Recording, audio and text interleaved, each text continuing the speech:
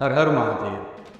दोस्तों, आज का वीडियो बहुत ही विशेष होने वाला है, क्योंकि इस वीडियो में आपको हम बताएंगे कि जीवन में हमें कभी भी घमंड नहीं करना चाहिए, क्योंकि घमंड करने से हमारा बुद्धि और विवेक सब नष्ट हो जाता है। इस कहानी में आपको हम बताएंगे कि जीवन में हमें कभी भी घमंड नहीं करना चाहिए। राजा भोज के दरबार में कालिदास नामक एक महान और विद्वान कवि थे। उन्हें अपनी कला और ज्ञान का बहुत ज़्यादा घमंड हो गया था। प्राचीन काल में यात्रा करने के लिए रेल अथवा बस जैसी कोई साधन नहीं होते थे। अधिकतर लोग एक गांव से दूसरे गांव जाने के लिए पैदल ही यात्रा करते थे। एक बार कवि कालिदास भी यात्रा पर निकले। मार्ग में उन्हें बहुत प्यास लगी और वो अपनी प्यास बुझाने के लिए मार्ग में किसी घर अथवा झोपड़ी को ढूंढ रहे थे, जहाँ जाकर वह पानी मांगकर पी लें और अपनी प्यास बुझा सके। वो चलते गए और चलते चलते उन्हें एक घर दिखाई दिया। उस घर के सामने पहुंचकर कालिदास जी ने बोला, माते कोई है घर में? मैं बहुत ही प्यासा हूँ, थोड़ा सा पानी पिला दे ताकि आपका भला हो और आपके ऊपर महादेव जी का आशीर्वाद हमेशा बना रहे। उस घर में से एक माताजी बाहर आई और बोली, मैं तो तुम्हें जानती भी नहीं और मैं तुम्हें पानी क्यों पिलाऊं? पहले तुम अपना परिचय दो, उसके बाद ही मैं आपको या पानी पिलाऊंगी या आपसे मैं कुछ बात करूंगी। कालिदास जी बोले, माते मैं एक पार्थिक हूँ, कृपया अब पानी पिला दें। वो माताजी बोली, तुम पार्थिक कैसे हो सकते हो? इस संसार में तो केवल दो ही पार्थिक हैं, एक है सूर्य और दूसरा चंद्रमा। वे कभी नहीं रुकते, निरंतर चलते ही रहते हैं। तो तुम झूठ क्यों बोल रहे हो? तुम मुझे सत्य बताओ कि तुम कौन हो? कालिदास जी बोले, माते मैं एक अतिथि हूँ, अब तो कृपया पानी पिला दे। माता जी फिर बोली, तुम अतिथि कैसे हो सकते हो? इस पूरे संसार में केवल दो ही अतिथि हैं, पहला है धन और दूसरा है यौवन। इन्हें जाने में समय नहीं लगता। अब सत्य बताओ कि तुम कौन हो? कालिदास जी प्यास के कारण और तर्क से पराजित होकर हताश हो चुके थे।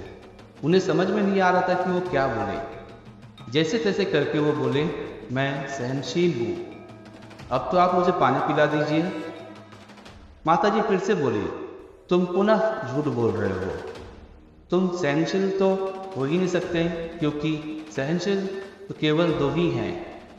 एक है धरती जो कि पापी और पुण्यवान सबका भार सहन करती है।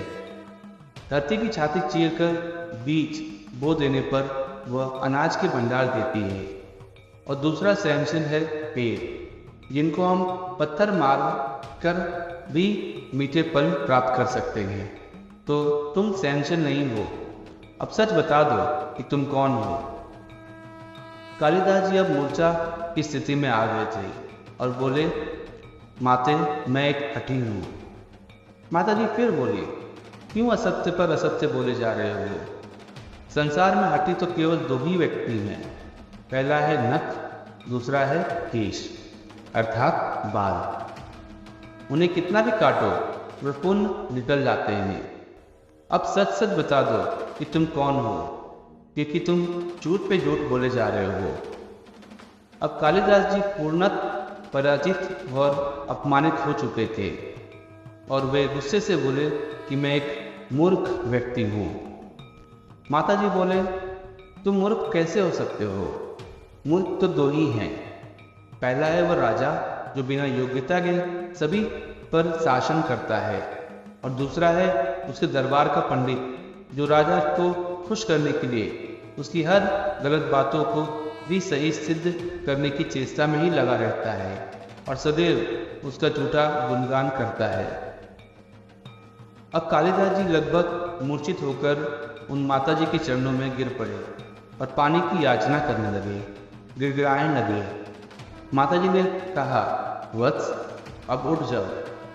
उनका आवाज़ सुनकर कालिदास जी ने ऊपर देखा तो उन्होंने देखा कि वहाँ साक्षात सरस्वती माता खड़ी थी। कालिदास ने उनके चरणों में पूर्ण नमस्कार किया। माता ने कहा कालिदास जी से कि शिक्षा और ज्ञान आता है, अहंकार नहीं। तुम्हें अपने ज्ञान और शिक्षा के बल पर मान और प्रतिष्ठा तो मिली, परंतु तुमने उसका अहंकार हो गया। इसलिए मुझे तुम्हारा घमंड तोड़ने के लिए, अहंकार नष्ट करने के लिए मुझे ये लीला करनी पड़ी। कालिदास जी को अपनी गलती समझ में आ गई और उन्होंने सरस्वती माता के चरणों में शरण जाकर उनसे क्षमा याचना की। माता सरस्वती ने उन्हें आशीर्वाद दिया। कालिदास जी वहाँ भरपेट पानी पिए और अपनी यात्रा पर आगे निकल पड़े। दोस्तों, ये कहानी हमें यह सिखाती है कि जीवन में अगर हम आगे बढ़ते हैं या बहुत कामयाब भी हो जाते हैं तो भी हमें घमंड नहीं करना चाहिए। हमें अपने आसपास के लोगों का मदद करना चाहिए, और क्योंकि अगर हम घमंड करते हैं तो हमारा जो बुद्धि होता है पूरी तरह से नष्ट हो जाता है। तो दोस्तों, आशा करते हैं कि आपको यह कहानी अच्छी लगी होगी, और अगर आपको अच्छी लगी है तो आप सभी से एक छोटा सा निवेदन है कि वीडियो को लाइक कीजिएगा, चैनल को सब्सक्राइब कीजिएगा और बेल नोटिफिकेशन ऑन कीजिएगा, ताकि हमारी आने वाली नई वीडियो का अपडेट आपको मिलता रहे। तो मिलते हैं अगले वीडियो में, तब तक के लिए